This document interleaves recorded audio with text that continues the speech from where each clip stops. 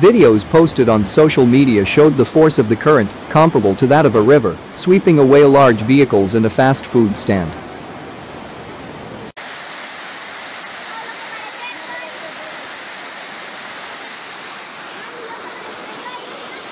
Heavy rains on Wednesday led to severe flooding in Nogales, Sonora, Mexico and the Venezuelan capital of Caracas. Esto está pasando ahorita aquí en la línea zona 2.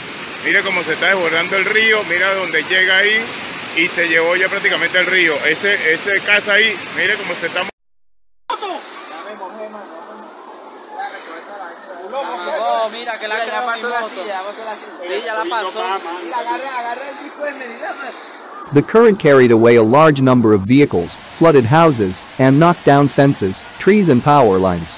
Flooding at the pedestrian border crossing forced its closure and prevented United States arrivals from entering the